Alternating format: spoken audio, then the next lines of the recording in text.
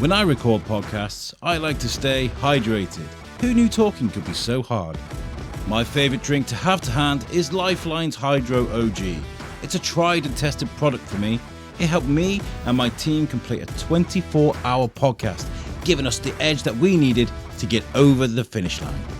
So whether you're at the gym, on a bike ride, or just trying to get over that night before, Lifeline's Hydro OG has got your back. Each serving is stocked with all the healthy ingredients and vitamins you could ask for. There are a great range of flavours, and with each serving at only 18 calories, you really can't go wrong. Here at the Shrewsbury Biscuit podcast, we like to support local, independent companies and brands, and Lifelines is a product that I am proud to endorse. Go to lifelines.com. Now that's LYFELINEZ.com to find out more. Now, without further ado, here is today's episode. Hi guys, and welcome to the Shrewsbury Biscuit podcast. I'm Alex Whiteley. And I'm Verity Jane. I love it. I'm Verity Jane. Am I? I exist. I exist amongst realms. And before we get into today's episode, we are at Kids Fest actually as we speak. We're recording a day 1 and day 2 editions of this podcast. It's been fun, hasn't it? It's been really fun. It's been busy. I'll tell you one thing. When I come to something like this, I don't expect to learn as much as I do. Yesterday, we were speaking to the TOTS girls, and we were talking about babies and mental health for babies and cognitive. And how mums' brains change when they have babies and hormone changes. Wasn't expecting to take on that kind of knowledge at Kids Fest. We learnt about engineering and measuremetronics. Is that what it's called? Measuremetronics, yeah. Something, I might have made that word up, but it's something like that. Yeah, working in thousands of a millimetre and stuff, yeah. Crazy stuff. Also, just today, that was day 1. Today, we've been learning about the food hub. Yeah. About how people can lessen the waste of their food and how to set up your fridge properly. We've been learning about beeswax. Yeah. How to make great food. Learn how to make slime. Slime with Lingan Davis. Yeah. My memory's awful. Pickleball. We had to go at that yesterday. There's new rules. I feel like there's a gauntlet got to be thrown down with pickleball though, because I feel like there's a competitive edge sort of. I think we're going to have to go for round 2 today. We have to go for round 2. Now I've mastered it. I'm pretty sure that's what I've done. I haven't. I think I have. I think I can just go straight into the UK national. I'll say that I've mastered it, so it's even funnier when it's evident that I clearly haven't. Speaking to Faye, she was saying that the pickleball's a great social gathering of people. I feel like I would annoy people very quickly because I'd be like, smash it! I'd be annoying because I'd give it all the gob but actually be rubbish. You're going down, Jane! You're going down! Oh no, wait, sorry, I lost the ball. Yeah, that's really funny. Before we get into today's episode, I do want to give a shout out. We've been asked by Elite Dance Studios to do a roll call. There's a production being made right now, and they're asking for people to come forward and audition for roles. Let me read out. Thank you to Natalie Weller, by the way, for sending this. The audition, by the way, information can be requested by emailing joseph@elitedancestudios.co.uk. And it reads here, production is being produced by Impact, a trading name of Elite Dance Studios, and will be performed between 7th and 9th of July. Various roles for all abilities and experiences from ages 6 upwards. We're an inclusive company with staff trained and experienced in provisions for physical and learning disabilities, disadvantaged backgrounds, looked after young people and more. Auditions can be done in person or by video. So please drop an email to joseph@elitedancestudios.co.uk if you want to find out more about that production. Amazing. Sounds awesome. Yeah, so make sure you do that. Now this episode was great because I love speaking to people that do things that I can't, and Hans Donner is definitely one of those guys. He is. He does skydiving. He's an instructor. Oh right, okay, yeah. Yeah, he's an instructor for skydiving, but on the side he likes base jumping.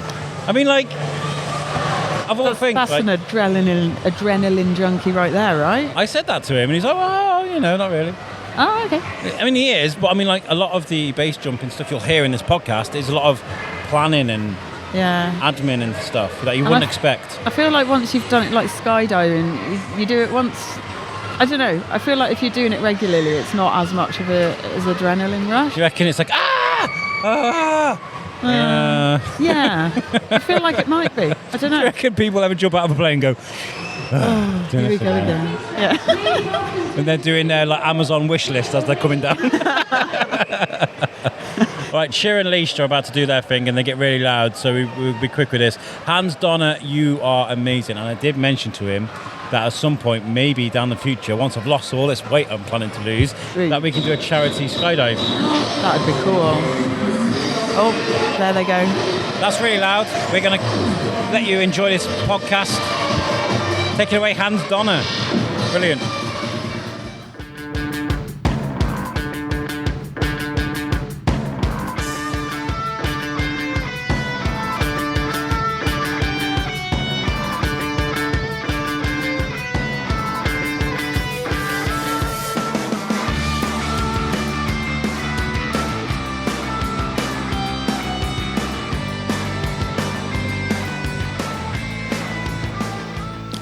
Hi guys, welcome to the Shrewsbury Biscuit podcast. I'm Alex Whiteley, and today I'm not joined with Verity. Verity's not here. I organised this when she can't be here today, but I am joined by a co-host who's been on a couple of projects with me before, but not really been on many podcasts. It's Mini-Biscuit. Timmy, all right? You okay? Yeah. You good? Yep. Well, I showed you videos of today's guest, didn't I? And you were... Your mind was blown a little bit, wasn't it? Yep. Yeah? Couldn't believe somebody could do what our guest actually does for fun as well. And today's guest is Hans Donner. And I read your story on a local newspaper story on Facebook, and I was quite surprised because it's quite a cool story, and it's just something you don't normally see on that local newspaper, which is really, really cool. So, Hans, thank you so much for joining us on the show. No, thanks, guys. Thanks for having me. Yeah, it's great to be sort of involved with a local opportunity like this. So, yeah, thanks, guys. Where do you hail from? Are you Shrewsbury based? Or I would love to say I'm Shrewsbury born and bred, but I've been here since '87. My parents were ex-military, so we moved around. But this is where I spent most of my life. So I always call Shrewsbury and the surrounding area my home. Yeah, over the years we've spoken to so many people who have adopted Shrewsbury as a sort of their hometown places where they settle. And it's definitely one of those places that, when you leave school, some people go off and do further things, but they always start coming back as they get a little bit older. It's a special place. It's interesting. Like, so many people do actually from here do move away, like they'll go to London or go, I've got to go live the life, and then end up coming back. Yeah, exactly. Yeah. So you grew up around here then? Since '87. Yeah. I've got to ask you. So you're a base jumper, right? Yeah. Amongst many things, or was that just your? No, so I guess my job role at the moment is I'm a freelance skydive instructor, examiner, and also a base jumper instructor as well. Yeah. Okay, that's quite a lot of adrenaline. You literally live off adrenaline for a living. I guess that's what a lot of people say. It's the adrenaline, but it's you'll find that the adrenaline side of skydiving or jumping is a very small spot, especially when it comes to the base jump.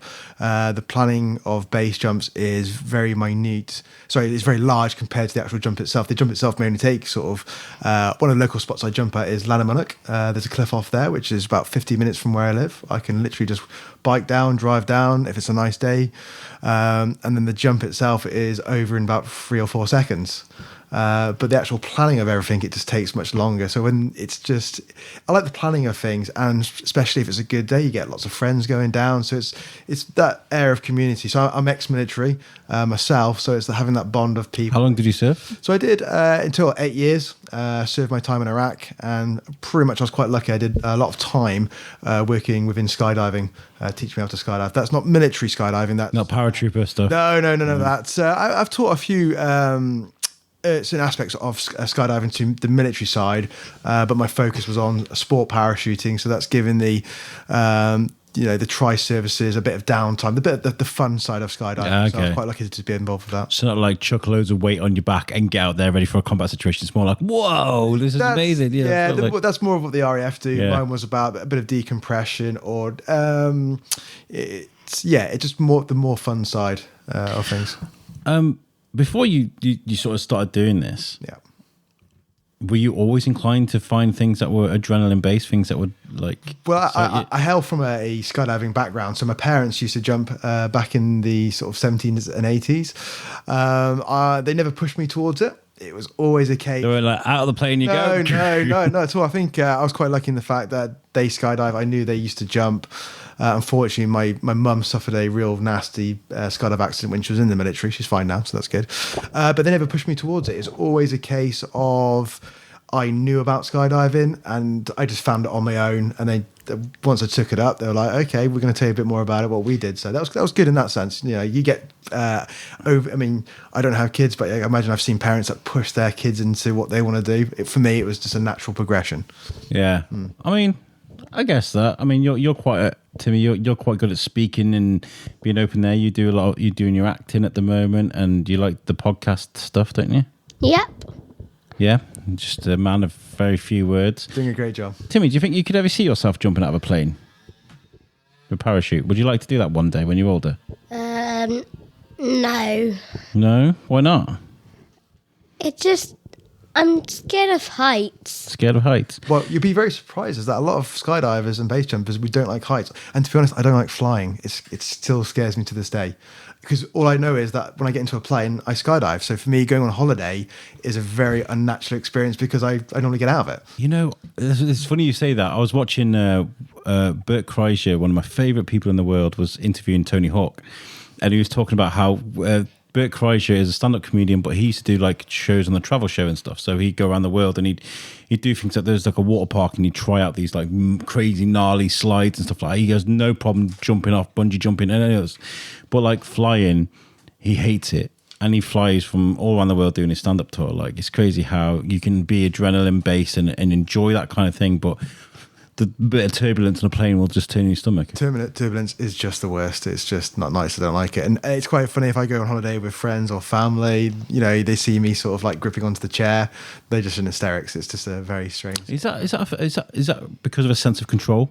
Like you're in control when you're doing nothing. I guess there is a sense of control, but I think I'm going back to the point I made before. I think it's more of that's all I've ever been used to is going up in a plane and I don't land in it. I just jump out. So, being up in that plane is just, it's very alien, even though it's natural for people to go and fly and do other things. For me, it just doesn't seem right. Mad sense of freedom, though, as well. Imagine, like, you can just go, you got a parachute on your back. Yeah. You can just go and you got no problem with it. So skydiving is great. I love skydiving. That's where I base for. That's been my base for my life for quite a bit of time. I've been jumping for 26 years.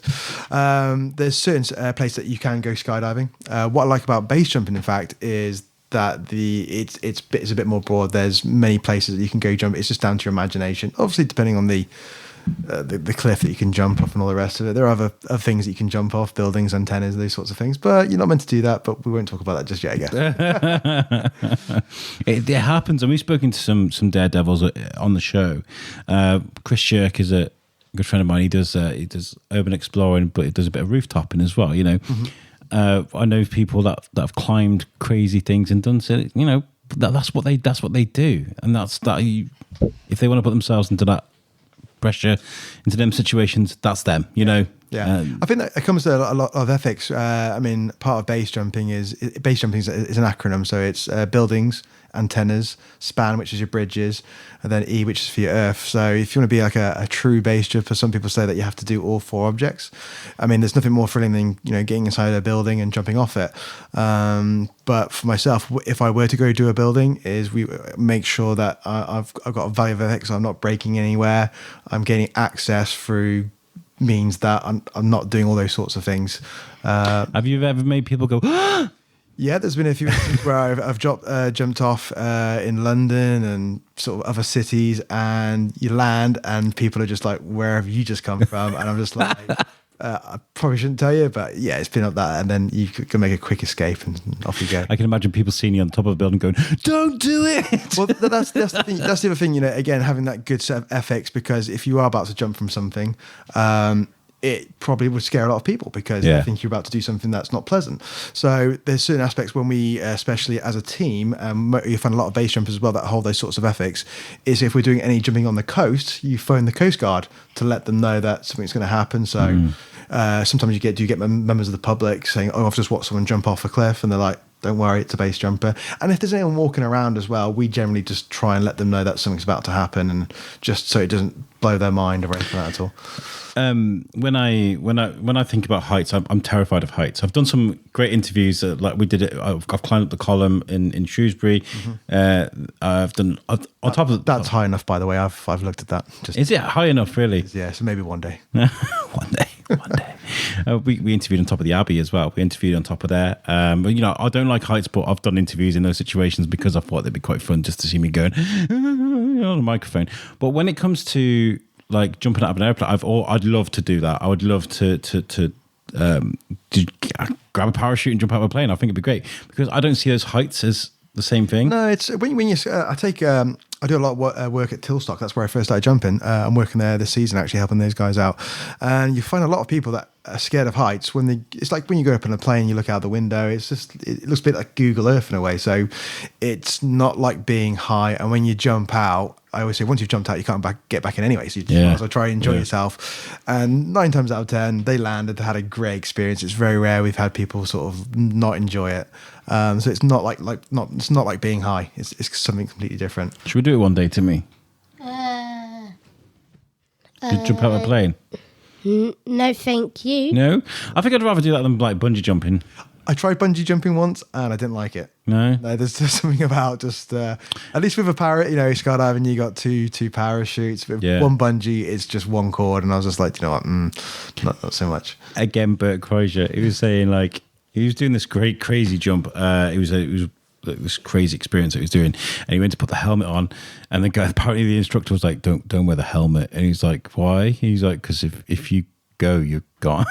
So there's no point. I mean, when we take people on tandems, they don't. The tandem passenger doesn't wear a helmet, and they're like, "Why don't we wear a helmet?" Because we say, "Well, if anything were to go wrong, it's not going to do much at all." We wear a helmet because if we get knocked out, to say if you hit us, whatever happens on exit or in free fall, then we've got a bit of protection. But for I think were drastic to happen, then. That's it. But it's safe to say that in the UK, we're very safety conscious, and we've had no really sort of major incidents with tandems. So that's good. That's great. Yeah. I've got a question from Verity, because Verity is my co-host. She's not here today, but she sent a few things. I know the answer to this because you sent me something today. But and she says, has he ever had a bad injury, and did it affect his headspace? Okay, so what was it? I think it was back in 2020. I'm trying to remember myself. I was up in Pistol Rider, the waterfall up there. I think some of your sort of listeners may have been there and heard about it. Yeah, absolutely beautiful place. One of my favourite places to go. I used to go there as a kid. When I got back into base jumping about 10 years ago, used to go up there thinking, there must be somewhere where I can jump off. Found a location just down from the waterfall, and that particular day, the weather was looking really good. I normally have 2 sets of rules. One is never jump alone, and always make sure you got a good phone signal. Done my recce, so that recce is just basically making sure that you're happy with everything, where you're going to be landing, just the outlay of the land to make sure everything's all good to go. It's not. A lot of people think we just go jumping and that's it. There's a bit more to it involved. As I said, we don't want to be messing ourselves up. So I got there, and everything was just looking good. The conditions were great, and I'll tell you what, just it must have been about. I think I got there about 4 a.m, because generally in the mornings the weather's really nice. I got there and everything was just, that the whole, if you don't know if you've ever been there before. I saw the video. I've never been there. Probably have, but get yourself there, especially in the summer. What a beautiful place. Literally, I think it's actually could be wrong, but I think it's higher than Niagara waterfalls. Really? Because the height of it, because Niagara is really sort of long, but this thing is just it's incredible to actually go there. So it's amazing, just on our doorstep as well. Yeah, exactly. It's just down the road. Anyway, so I got there and I made the decision to jump. That wasn't sort of my ego. It was What just, made you jump? I think it was just the, we plan these things out. The season had been going great, and I sort of I like to push myself. And I'd done my math, and everything just lined up, and I was just like, do you know what? I want to go for it. I've got this. Made the jump. And as I was coming into land, there's a bit more technical to it, but I'll try and keep it simple for your listeners, I guess. As I was coming into land, I just misjudged it, and I missed my landing area by a foot because it was on a slate ledge, and because I dropped down a bit more than I had by a foot, which is very minimal, ended up smashing into a slate wall and completely shattering my left leg. There is footage of this because you went on another podcast, which I love, by the way. I've forgotten the name of it. But is it The Rock? Yeah, so they're New Zealand guys. Those guys are brilliant. I tell you what, I'll send you another story as well once I finish here. I think it blows even my story. But those guys are great. The thing about this was once I came to a standstill, I realised that I'm a bit of a spot of bother. Pulled up my phone straight away to make the call to the emergency services. And realised I've got no phone signal. So now I'm in the middle of nowhere with literally a broken leg. You smashed your leg to pieces, right? Yeah, literally it's almost hanging off. I mean, nothing was sticking out, but it turned. Being ex-military, I've got some medical background, so I was able to put my leg back in place. Like 127 hour stuff that is, isn't it? Yeah, I put my leg back in place, twisted it back, which is the most horrendous because you've got all the bones mashing together and things like that. Pretty much put myself back together, and I knew the location of my car, which was roughly about 300 meters away, and then began 3 hours of just crawling across ground, just trying to get to my car. There's a bit of funny in between that sort of thing. Eventually got to my car after about 3 hours. Once I got there, pulled my phone out again and realized, great, I still got no phone signal. So it's like, okay, I'm gonna have to drive myself to hospital. It wasn't an automatic. So I did have to change gear with my broken leg, which is the left leg on the clutch. I can't imagine, because I watched the clip. Yeah. I can't imagine you with your leg nearly hanging off, pressing it onto the clutch. Yeah, so part of putting myself together, I always carry sort of like shin pads and things like that. So it was proper put back together, like splintered together, and with a bit of traction as well, using those skills from the military. And then because I've done that road so many times, I realised I knew where. I'm not very good at maths, or I like to think I'm a simple person, but in that headspace, I was like, my IQ must have gone for the roof, because I realised how many gear changes I need to do to get to hospital. I knew that Caboin wasn't an A&E, but it was my first protocol to get there. A lot of people ask me, well, why don't you just stop at someone's house? But I think because I was in that headspace of just trying to get there. And I did it. I eventually got there, and that was it. And obviously they helped you. That's the thing. So when I turned up at the car park, I phoned reception, and I just said, look, this is going to sound really strange, but I'm in your car park and I've got a broken leg. And I was like, I'm being deadly serious. Got a broken leg. Can you send an ambulance? They're like, yep, no worries. So it's the quickest ambulance I've ever. I mean, at the moment we've got dramas with ambulances. Yeah. This took about 20 minutes. I mean, not 20 minutes, about 2 minutes to get to me, and and they managed to sort me out. So oh, bless you. Very thankful to Caboin for. It's crazy. I mean, in that head, I guess you put that to your military training, that you had this thing happen, and you immediately had a contingency. You knew where to go and you knew what to do. I mean, yeah, that's that. I think without that sort of like headspace and training, I think it would have been a completely different situation. I had an accident. I was on a wooden balancing beam. I was like, look, Timmy, you do it, you just jump off. And I kind of ripped 2 tendons in my foot. And I was like, ah! It was like the worst pain. My wife had to help me carry me to the car and stuff like that. Like in your situation, you were by yourself. I mean, I don't know. In that situation, if I was by myself, would it be a case of, right, I know what I need to do now? But I think because I had an audience, I was kind of like, kind of blew up. Timmy, I can see that you're getting a little bit bored there behind the microphone. I know you're only 8 years old. You've got things to do. Have you got any questions for Hans before and then I'll let you go? Yeah. Yeah, go on into the microphone then. How long have you been doing skydiving? Okay, so I've been skydiving since I was 16, so that's over 26 years ago. So the youngest you can do it is when you're 16, but you can go abroad to places like, I think, like Spain or Portugal, where if you fit in a harness, like if you can fit in a harness and then you can do a tandem, but that's down to your parents. For me, I would say wait till a little bit older and then make your own decisions. But yeah, I've been jumping for 26 years now, so a lot of jumps. Yeah, really good fun. And also, when did you first start? So that was, like I said, back in 1996. It was a birthday present. My mum and dad knew the owners of Tilstock at the time, and it was just a case of, here's a birthday present. If you want to do it, go ahead. And I absolutely loved it, and I've been jumping ever since. Nice. Yeah, that's good, isn't it? I wasn't paying attention at the beginning, obviously. Thank you very much, Timmy. You did a great job. Awesome job. Give me a hug. Well done. Yeah, well done. That's good. You go and play now. Yeah, I feel like what you do is fantastic. Well, I was chatting to Becky Lisney, because we've all got our own. Becky Lisney is from Lilith Body Empowerment, and she takes empowerment photos. You get naked in the woods or whatever, and then she takes some body positive photos, right? And she was like, we were talking about, like, I was comparing. So if someone said to me, "Get your kit off, Alex, right, let's take some pictures," I was like, the adrenaline that was like a part of that would be the same as me doing a base jump. That sort of thing, it would scare the living daylights out of me. I don't like heights, and I don't like people seeing me like that. Is there anything in life for you that's like others might seem normal that scares you? Spiders. Big no. Yeah, because we all have those things that kind of scare us, don't they? I did a bit of. It's one of those things. I think again, being that military side, and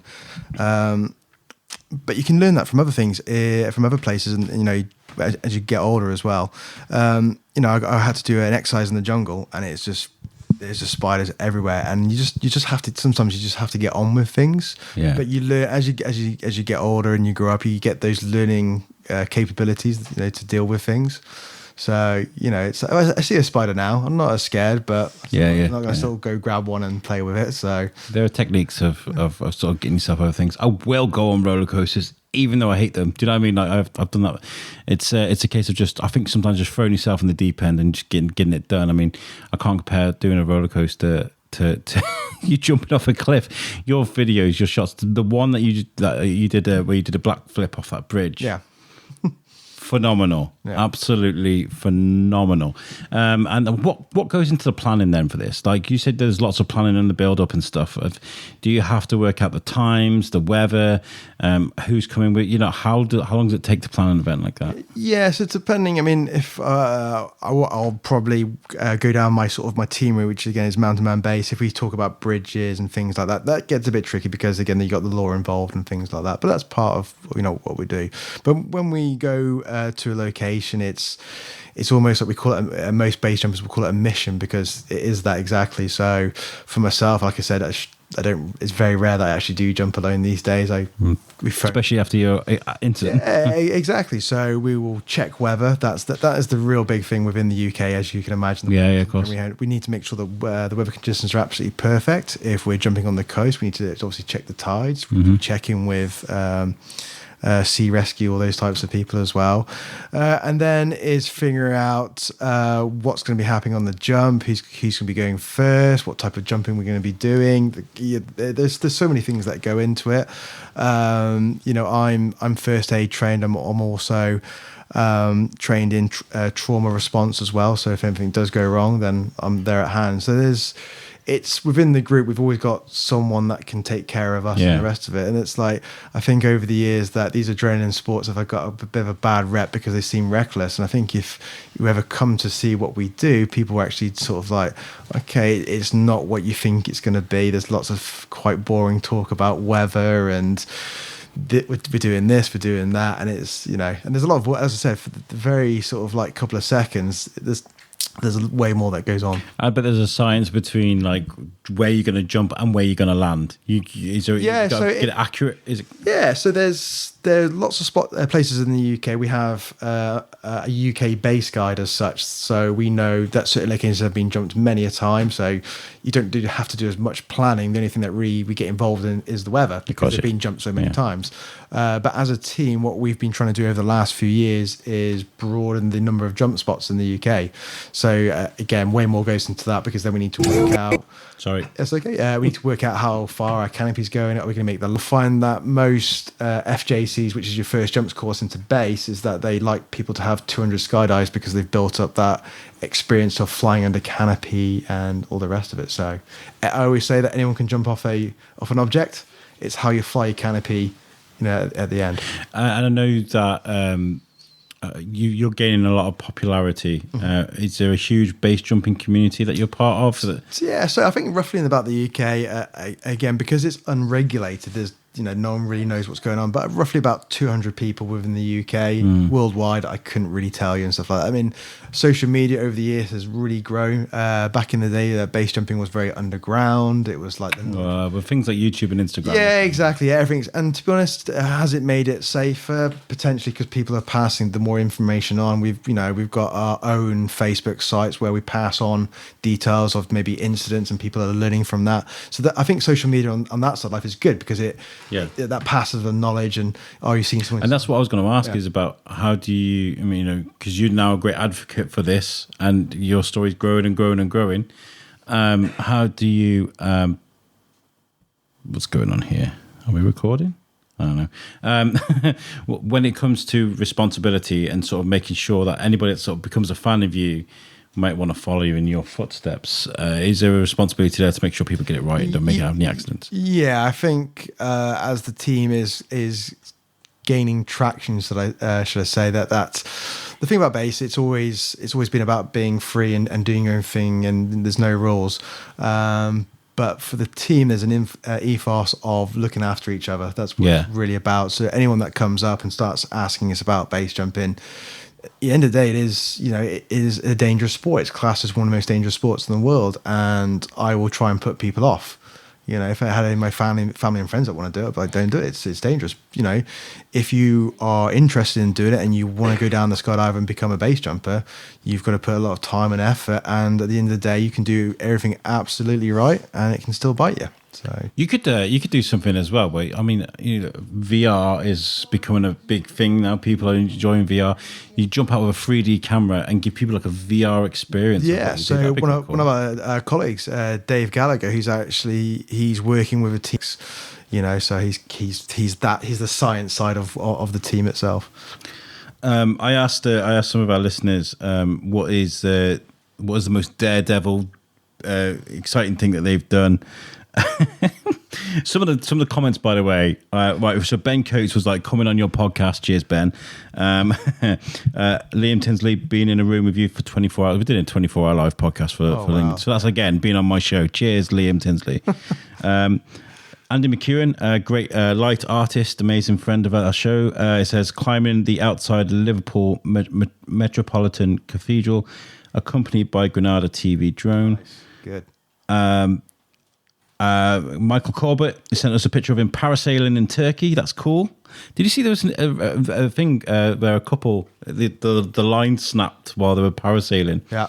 And they just managed to gently glide and sort of land. But I guess that could have. And that's the thing is, people say, "Oh, what you do is amazing," but there are small things that people do that I think they're amazing. It's just where your mindset is. It's just that I've grown up in the world of this activity, so me, it's completely natural. So when I look at people that do parasailing, that all doing climbing and stuff like that, they're achieving something very great. Just because people do what I do, you should never think that you're any less of yourself. And there's something amazing about conquering a fear as well. I mean, when I was younger, I used to have a terrible fear of water I couldn't see the bottom of, like lakes, rivers, that sort of thing. And I was terrified, absolutely terrified. And I remember we went out in the kayak with the army cadets when I was younger, and they took us out and stuff. And I was like so scared, I was so rigid. And they did capsize drills. That was horrible, the worst thing I ever did back then. And I remember they created a raft, which is when all the kayaks all sort of link up and they hold each other. And you create a raft, and I got up out the kayak, ran across the front of all of them and jumped into the water, and it was one of the most amazing experiences of my life. I was only about 13, 14, but I'll never forget that moment, because now I went kayaking everywhere. It was really wonderful experience. So I went to Alex McCarthy's a life coaching, business coaching event last night at Highly Flammable, and she said write down 3 goals for yourself for the next month, and one of them is to do something brave. do something that I'm not comfortable with doing, put myself in, outside my comfort zone, because I feel like when it comes to my social anxiety and the situations I find myself in where I'm a little bit uncomfortable, I feel like if I've done that brave thing, I feel like I may be able to sort of tackle some bigger issues. Yeah, for me, I remember I was when I first started skydiving. I was a very shy 16-year-old kid, wouldn't speak to anyone and stuff like that. I did my first couple of jumps, and then I remember, starting college, and I was just like, oh, I'm not sure if I can do such and such. And then I just thought back to, well, if I can jump out of a plane, I can surely do that. And we also do personal development within the team as well. So if anyone wants to come along, we can, talk you through certain things as well. We offer that to people, and that's the thing is like it doesn't matter, just base jumping or skydiving is just a platform. So if you as you said, scare yourself at least once a day. Think back to when you sort of did what you needed to do, and then you can put that anywhere in life. It's just that mindset of just keep pushing yourself that little bit further. It's not forever. It's not all the time that you're going to succeed, but that's okay. But you make sure you just keep pushing, and yeah, it's a great concept. It really is. What else have we got? Kay Gunner, she says she's abseiling from the highest point of Shrewsbury Hospital. Well done, Kay. That's amazing. Nice. And on the Biscuit page, because I put one on my personal one on the Biscuit, we had Shropshire Festivals. They're amazing people. Have you ever thought of doing talks at like festivals and things out on stage? And so we, myself and Dave, our colleague, we got invited by British Skydiving to do a talk. We, as a team, we did the first base tandem within the UK. So that's having someone strapped to the front of me and we jumped off a cliff. So that was the first time it was done in the UK. So yeah, so we got the record for that.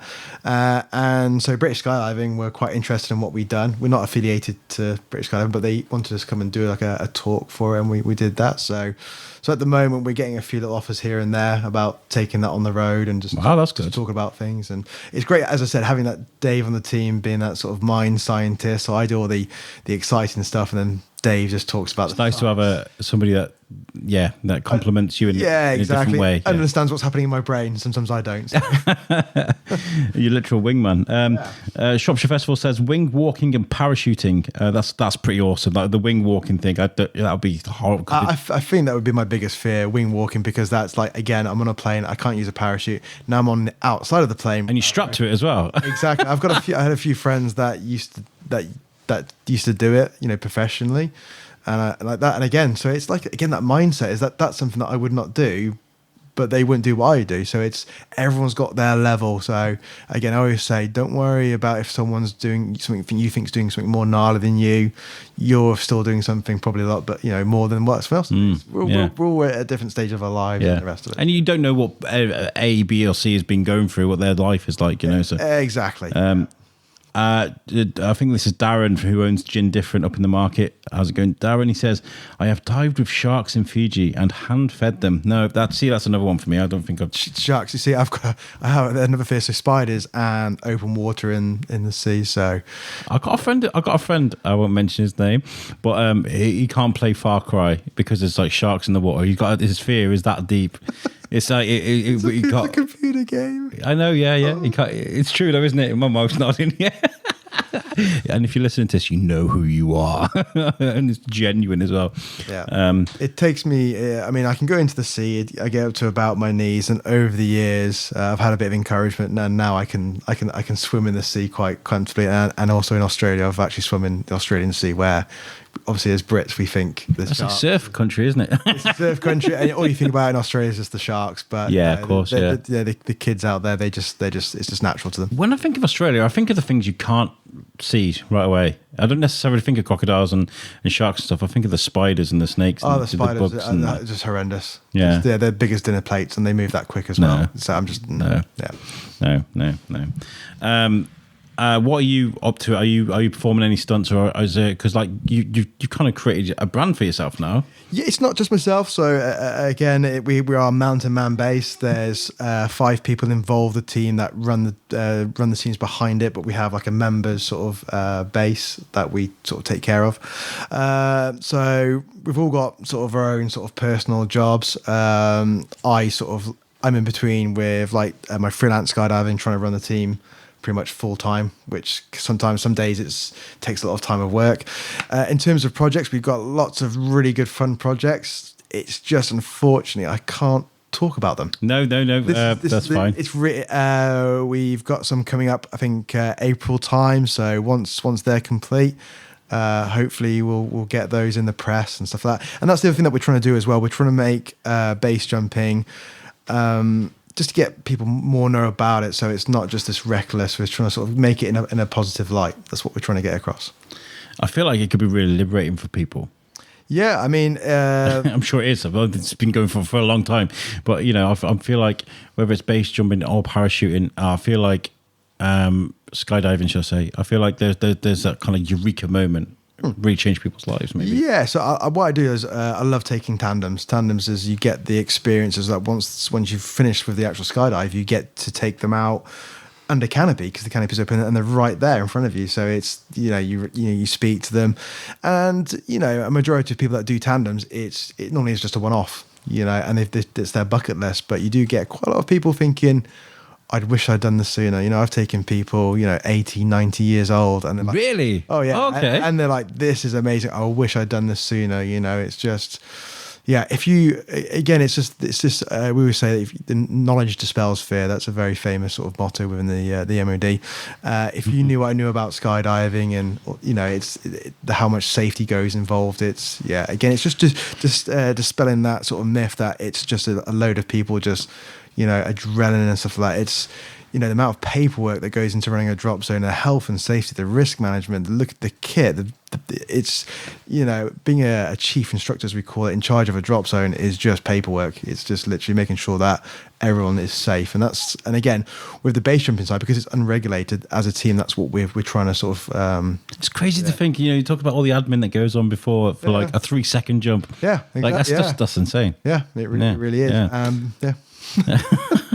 I would love to do it. I mean, I'm transitioning at the moment. I'm kind of losing quite a bit of weight. So hopefully, at some point, I'd love to do that. We'll get back in touch. Maybe we can do a charity thing. I don't know. We'll. Yeah, I mean, as I said, the local drop zone, the Skydive Tilstock, a great place. They do a lot of charity. So yeah, you're always welcome to come with us.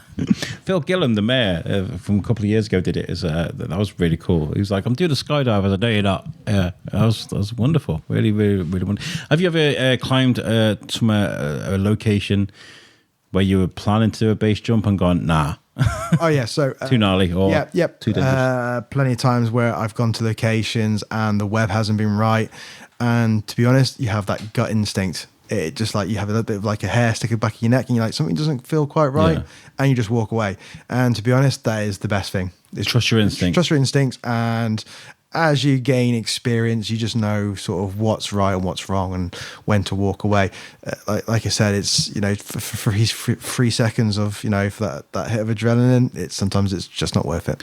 Is there somewhere in the world where you've always wanted to jump off and you've not been able to get there? Your white whale? Yeah, so there's bucket lists within jumping. So Switzerland, there's the Eiger, which is a very famous sort of mountain. There's an exit point there called the Mushroom. If you look it up, it's a bit of sticky outy rock. You've got to go over it by cable. It's a beautiful jump. That was one of my great ones. I think El Capitan in the national parks in near California. But unfortunately, it's illegal to base jump. It got banned many years ago for a series of unfortunate accidents. Yet people can free climb. Free climbing is where you basically of course, which Yellowstone is massive, yeah. So for us is that you've got these people, doing nearly over 1,000 foot without any sort of like harness or climbing. They could fall off. And I bet they do quite regularly. Yeah, some people do, but if they climb up to the top and they make it, that's perfectly fine. But unfortunately, it's illegal to base jump.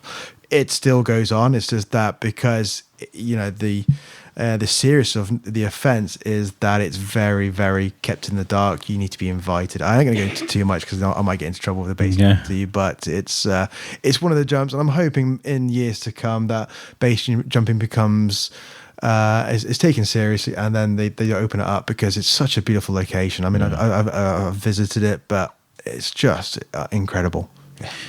Have you ever been charged for anything like that? So I'm not gonna lie. That's a bit personal. Sorry, it's a bit personal. I'm not going into the into the legal side, but I've had a few run-ins, Tickings off, like a little bit of tickings off and stuff like that. And it's just like, do you know what? Again, having that ethos of not breaking anything, being polite. Okay, I've been caught, and that's the way you just, as long as you're just a good, decent person and stuff like that.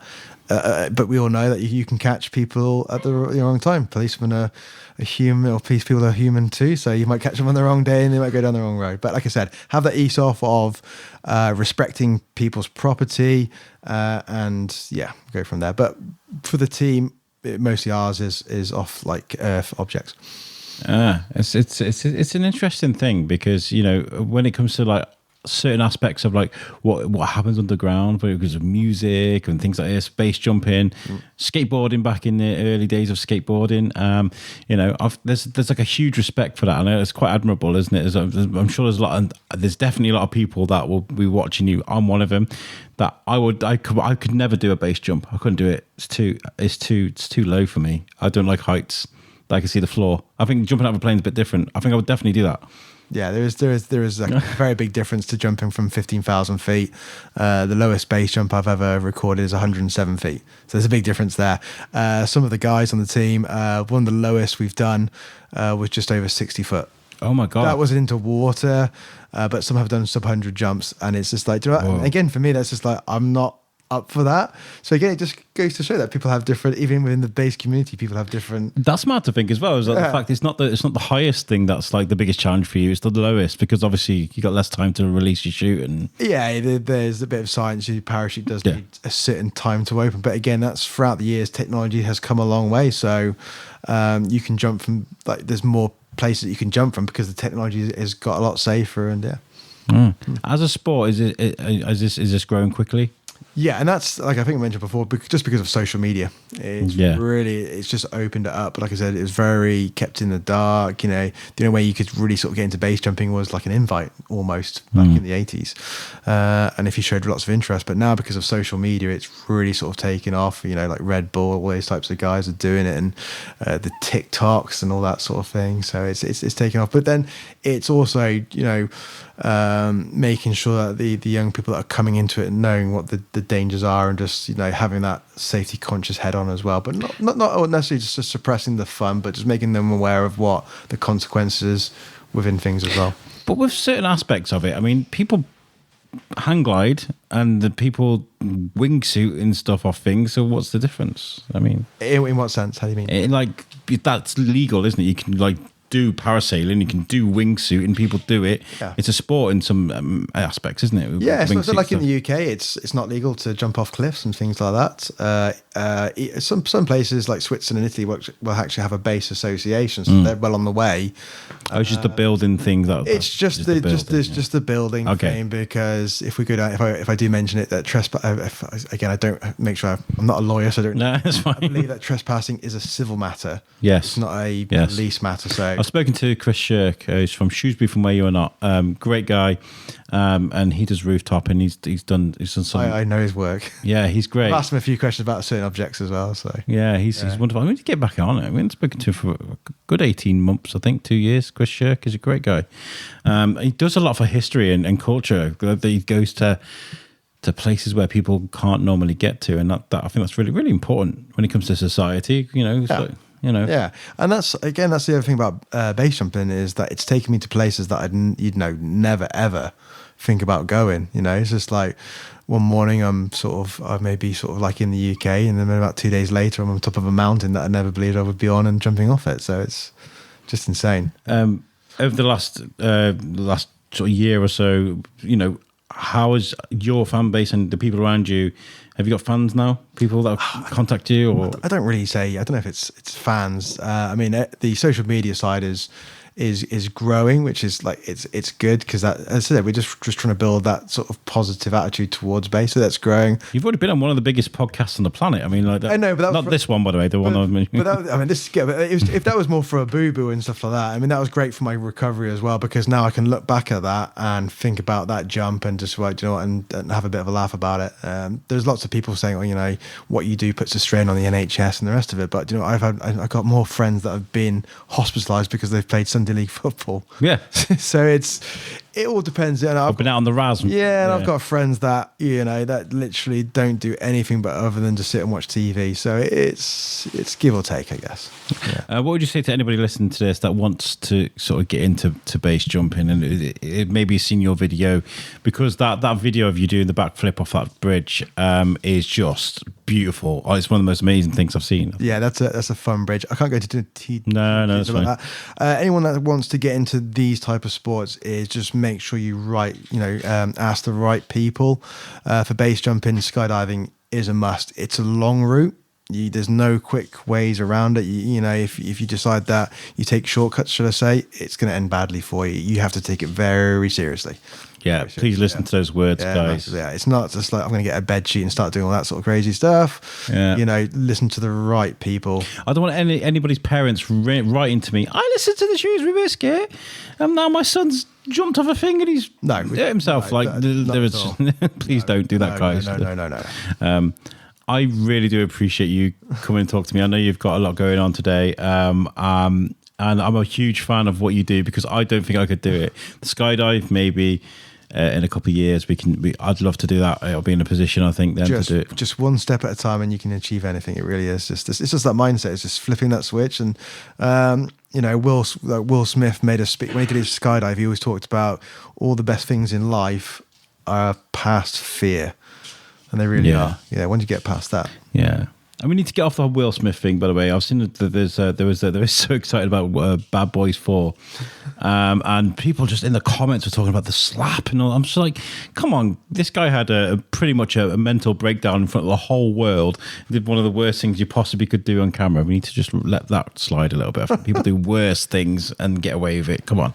I love Will Smith. But yeah, it's true. It's true. But some people say it's a bit of a conspiracy and it's all set up. So yeah, I when I first saw that, I thought, that's not real. There's no way that's real. It's Hollywood. Yeah. It's Hollywood. Yeah. It's like, the way that Chris Rock reacted. He was like... I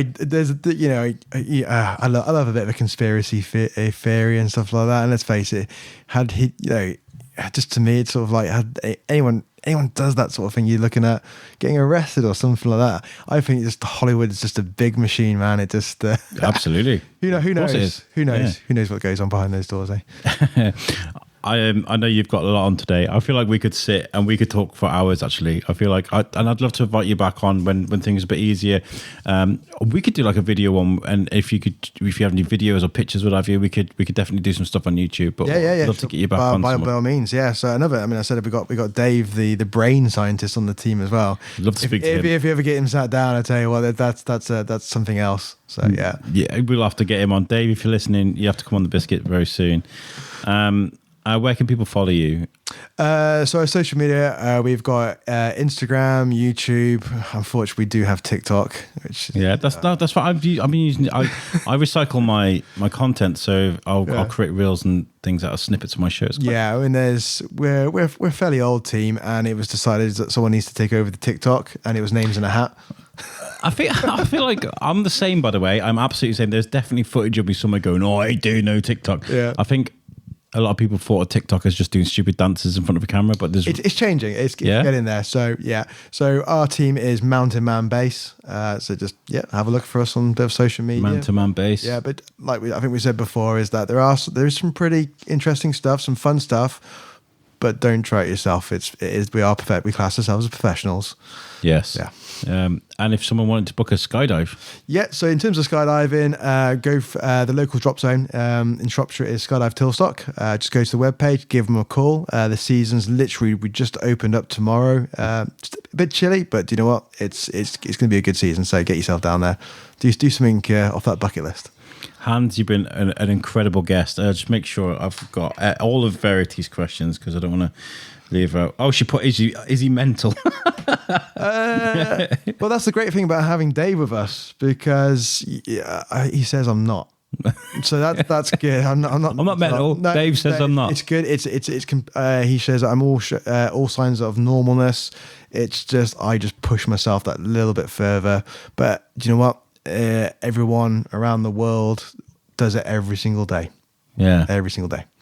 Well, I think you're incredible, because Thank you very much. that like half a second just as you're about to jump off, I don't know how you'd even do that. So thank you for being you and letting me see your videos, because otherwise I won't be able to see it. No worries. Guys, thank you so much for tuning in. Make sure you give us a follow. If you listen to this for the first time, first of all, thank you so much for listening to the show. But you can follow us, the Shrewsbury Biscuit, on Instagram, on Facebook, as I mentioned earlier, TikTok. And make sure you share this and tell people about it, But yeah, thank you very much. Thanks, and we'll leave you guys to it. Peace out. There it is.